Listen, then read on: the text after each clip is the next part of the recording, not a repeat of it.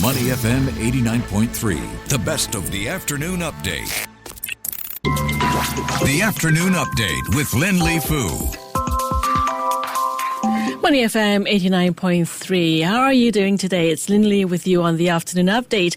Now, imagine launching a new business strategy only to have it derailed by a ransomware attack, or rolling out an AI-driven customer experience only to discover that your own algorithms have been poisoned. Now, these aren't hypothetical scenarios. They're the reality for more than half of organizations in our region. That's according to the latest data from global tech company Cisco, known for its expertise in networking hardware and software, cybersecurity and cloud solutions. Hello and welcome to Industry Insight, where we unpack the ideas, innovations and strategies shaping business and technology across Singapore and Southeast Asia.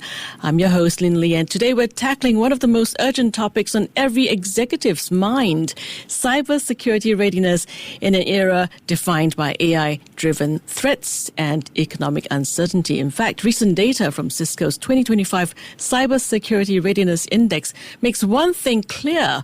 While threats are escalating, preparedness remains worryingly low. In Southeast Asia, only 8% of organizations earn a mature readiness rating, up slightly from 5% last year, but still leaving the vast majority exposed.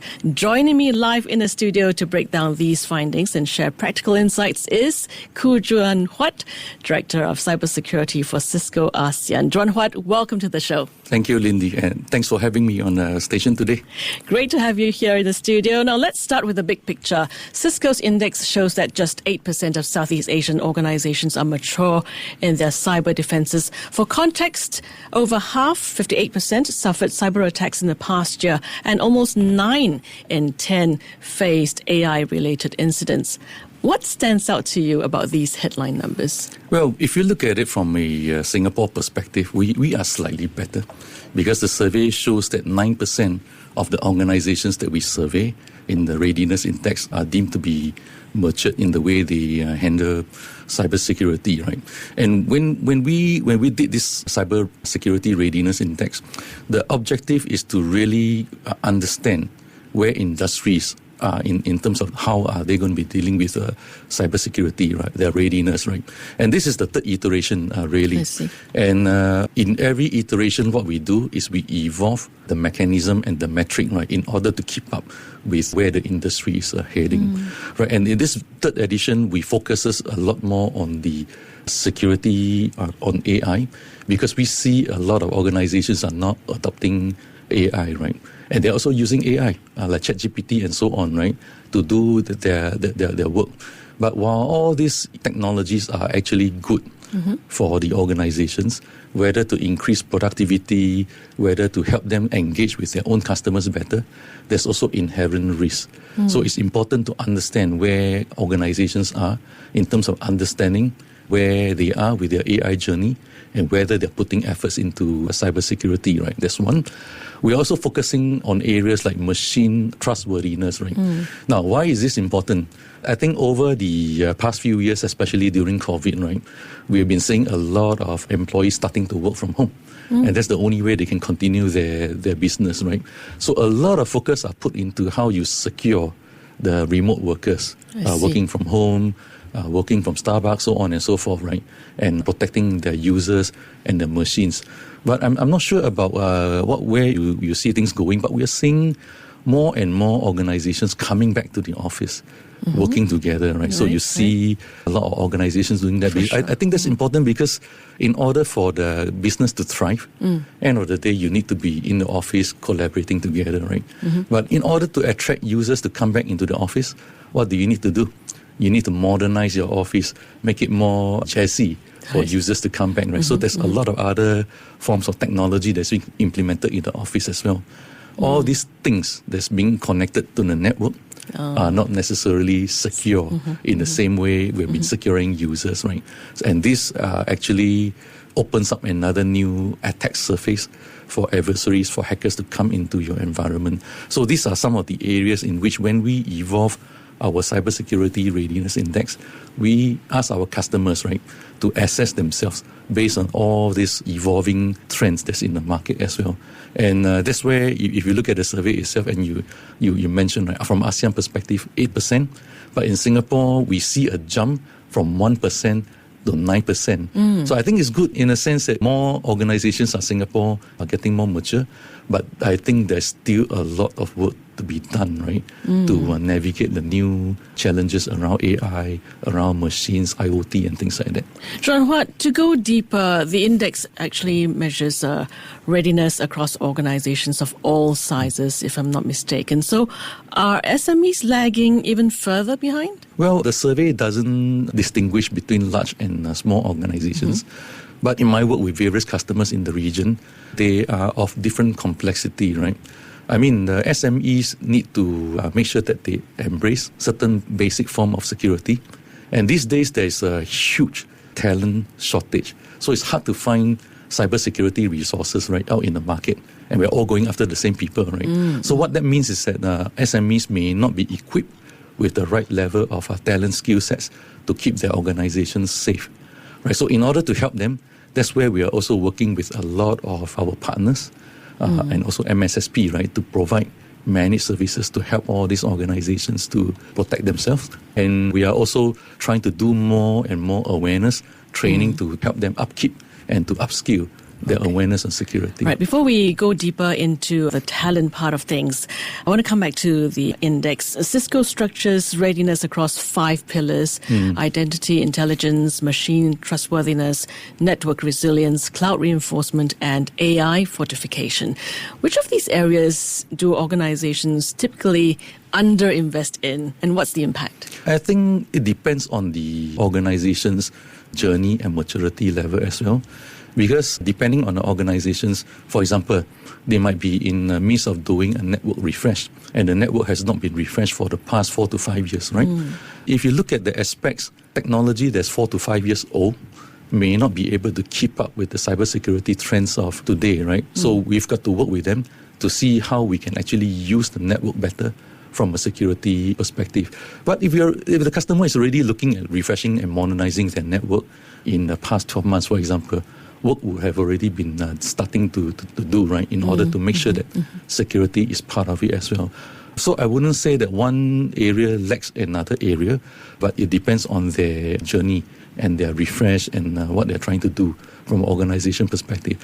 But what I would say is that AI brings a whole new era of cybersecurity threats, right? And this is one area where it's not well understood by the industry at large yet. So this is an area I think we have got to be doing a lot more work, right, to bring out the awareness and see how we can help customers. Yeah, it's quite challenging because on one hand, 89% of organizations report AI-driven incidents, everything from deepfake phishing to model poisoning. On the other hand, AI powers next-gen detection, automated response, and also insight generation, right? So how can companies leverage AI safely to enhance their defenses without actually amplifying the risk? Yeah, so in Cisco, we believe that there's a 3-step process. And this is common for AI as well as other cybersecurity issues that the organization is trying to address, right?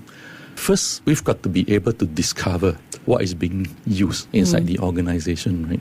Discovery is important because if you do not know, if you do not have visibility what you're using inside the organization, there's no way you can protect yourself, right? So the first phase is always discovery. So whether we're talking about users in organizations trying to connect to a ChatGPT and so on and divulging sensitive information out into the internet, right? We have got to be able to discover what tools users are using and how we can actually protect them, right? Same thing, we are also seeing a lot of applications now starting to build in LLM models as well, right? And the reason is very simple. They want to make the application smarter so that they can increase internal productivity or service their customers better. But the question is, does the organization know what are the LLM models being used inside the organization, right? So first step, we have got to be able to discover, to gain the visibility, right? Secondly, we will then start to do what we call detection and validation. Meaning after you know what you have, you test it to make sure that there's no issues in terms of safety before you let the users use it or deploy it inside the organization, right? And once you are able to detect and test and validate that whether it's good or no good, then the third step is really what we call protection or enforcement, right? To either let it through or don't let it through depends on the security and the safety level, right? So first thing first, discover. Secondly, detect and validate. And the third step is to then protect using guardrails. Huat, just out of curiosity, which AI-powered security use case, in your experience, has delivered the fastest ROI? Well, again, this also depends on the customer use case and their requirements, right? What I would say is that if you look at security from an industry perspective, over the past 20 to 30 years, we see a lot of fragmentation. Right? Customers typically buy solutions to fix a particular gap, and they continue to do that over the past years, right? But as all these solutions are being implemented in the organization, right, they don't tend to work together, and they actually came up with a lot of alerts, right? So one of the issues that we see organizations facing is what we call alert fatigue. A lot of alarms. But then do you know which are the ones that you really need to deal with, right? And coupled with the shortage of talent, and with such a complex environment, right, it is no wonder that, why organizations who are spending a lot of money still get breached, right? And that's why when you mentioned earlier on, 89%, right? I have 88% in Singapore of the organizations say that they're faced with one AI-related cybersecurity incident in the past 12 months. And 79% of the respondents actually anticipate that in the next 12 to 24 months, they will also suffer from a cybersecurity related disruptions, right? So we've got to be able to address this in totality. Yeah. Talking about talent, cybersecurity budgets are, I think, growing slower than the threats. Leaders are navigating this squeeze, both on funding and on talent. Are we seeing more creative approaches in terms of talent? Yes. So in such issues, we need to address it via 3 Ps. One is people, which I'll come back later. Secondly is platform and the processes as well, right? So people, platform, process. I see. Now, does spending more money, buying more solutions help you to protect yourself better? I think there's many cases that show that it doesn't, right? And the reason why is all these solutions does not interact and work together. So what we are trying to do is to advocate a platform-based approach where it's not about investing a lot of money in cybersecurity, but do it correctly, do it from a platform perspective, so that your organization is able to detect and respond to threat better, right? Now, that's on the platform and technology perspective, right? Process perspective, I think it's more than just the IT team and the security team. Cybersecurity is a team sport. So that means that everybody, all of us, right, need to be aware and be cognizant and conscious of what we are doing, right? If you know that the email is shady, don't click on it, right? So a lot of all these processes need to be put in place. And last but not least, as you mentioned, talent, people, right?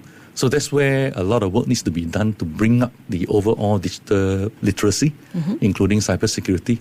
And that's what Cisco is also doing a lot of work around as well. And we have also renewed our MOU with CSA in Singapore, and this is already the 4th iteration, right?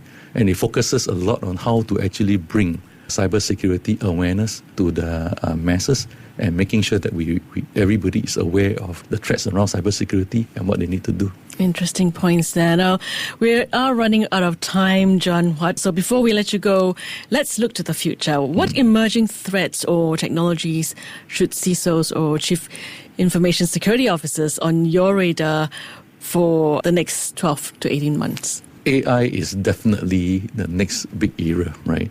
I mean, if you look at organizations, everybody is hopping into the AI bandwagon.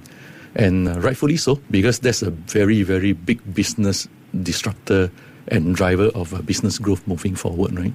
But in order to be able to adopt AI safely and securely, a lot of work needs to be done on the area of security for AI as well, right? So this is the area, I think, over the next 12 months, we will see a lot of push and pull. Push in the sense, us coming out to the industry to bring the awareness on cybersecurity related threats with AI. But you will see a lot of adversaries using AI and attacking LLM models as well, right? To try and get into the organization. So this, to me, will be the biggest thing moving forward in the next 12 to 24 months. And what is the key thing they can take away and start tomorrow, moving from developing to mature on the Readiness Index? Well, one thing for sure, download the Cisco CRI index, take a read at it, right? The 5 foundation pillars are what we think are the areas in which organizations need to look at. Now, investing on security is good, but if you're not investing in the right area from a platform perspective, then it really doesn't help you, right? So take a read at the Cybersecurity Readiness Index, contact Cisco, right? And we will surely be able to help you on that. Juan Huat, thank you so much for those deep and practical insights from pillar by pillar focus to AI guardrails, talent strategies. I'm sure there's a clear path for organizations to bolster their defenses. Thank you so much. Koo Juan Huat, Director of Cybersecurity for Cisco ASEAN. Cisco is, of course, a global tech company known for its expertise in networking hardware and software, cybersecurity, and cloud solutions. Thank you for being in the studio with us. Thank you very much. To listen to more great interviews, download our podcasts at audio.sg or download the audio app. That's AWEDIO, audio at the App Store and Google Play.